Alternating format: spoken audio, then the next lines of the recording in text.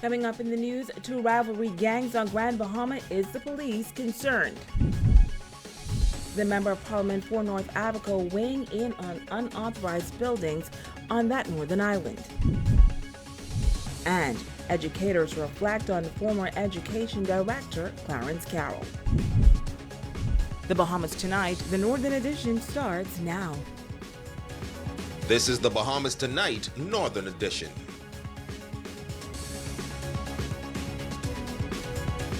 Good evening, Bahamas. I'm Shashina Roll-Parkis, and as always, it is so great to have you with us. Topping news this evening, police are talking gang activity tonight. While Grand Bahama is relatively quiet as far as crime is concerned, there is a rival gang situation. Tonight, the officer in charge of Grand Bahama speaks candidly about the Nike Boys and Puma gang and says police officers are aware and are on top of this situation.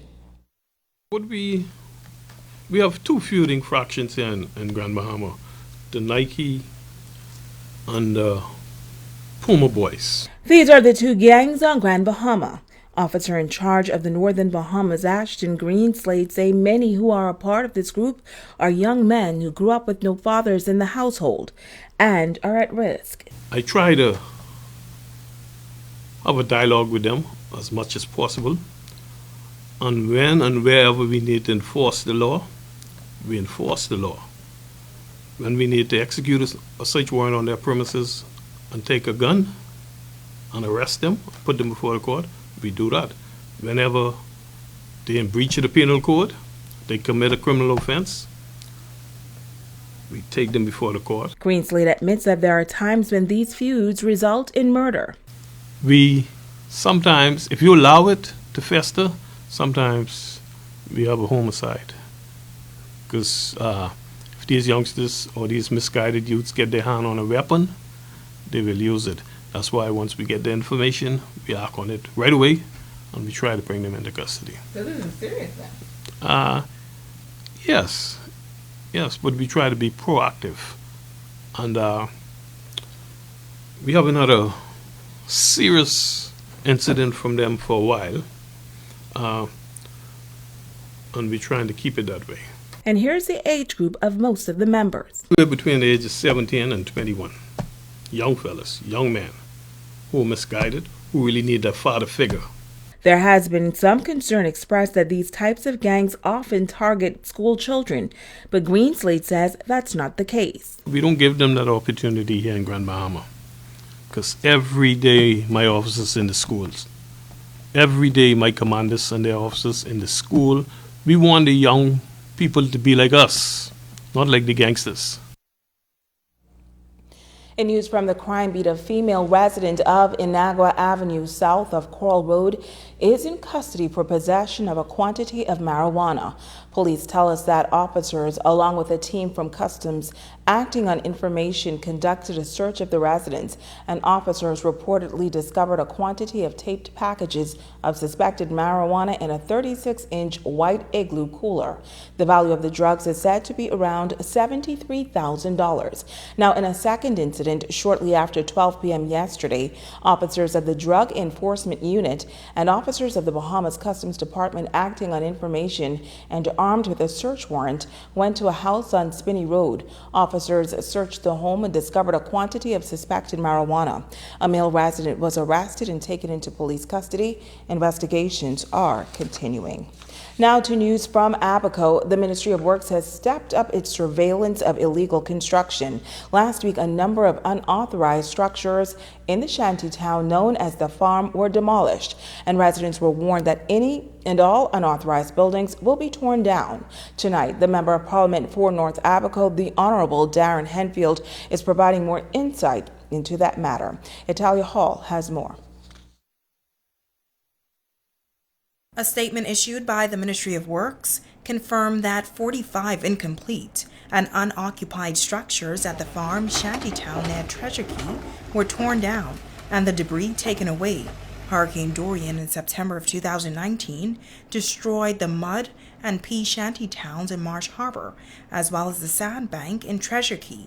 Now Member of Parliament for North Abaco, the Honorable Darren Henfield says some homes in the farm area survived Hurricane Dorian and new unauthorized homes were recently erected.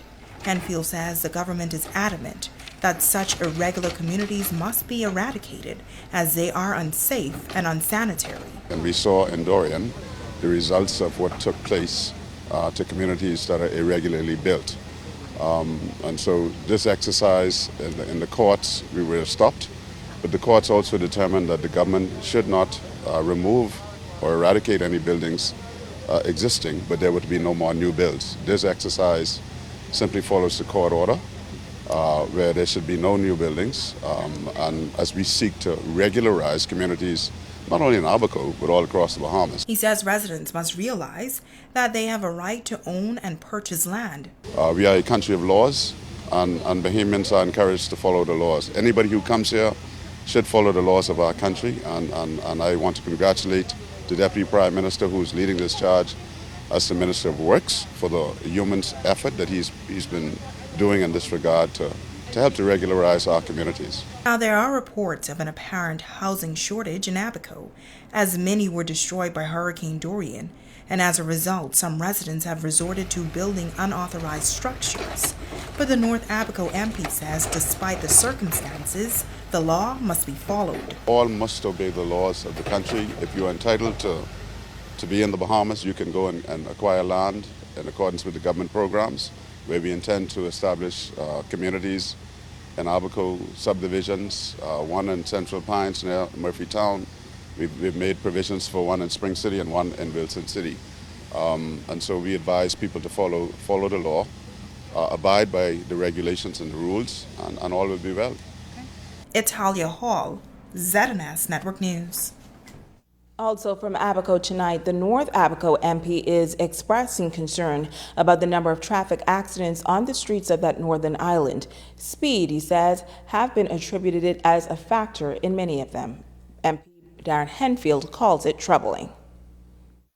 This was something that we heard about in 1992 when, under the leadership of the former Prime Minister Hubert Ingram, we put these roads from Sandy Point all the way to Crown Haven, and people were fearful.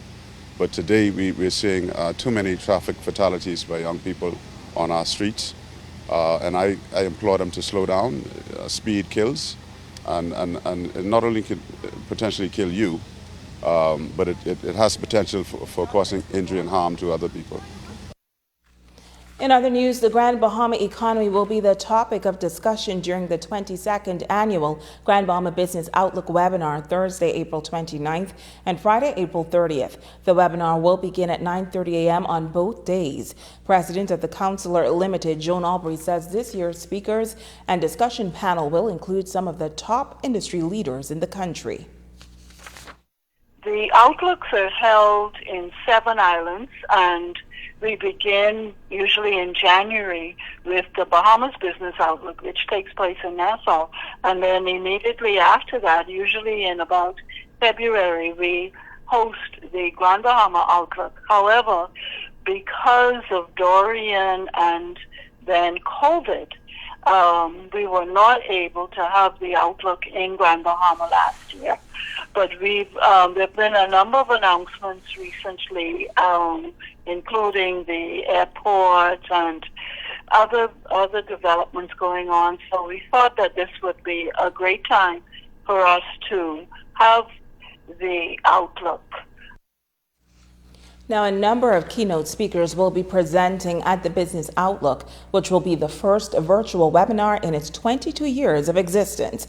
To register, you can contact Margaret Albury at Counselors Limited at email malbury@tclbahamas.com, or you can register at www.tclevents.com, and persons can also call 322-7505 for more information. Our keynote speaker is going to be Senator the Honorable James Crazy Thompson.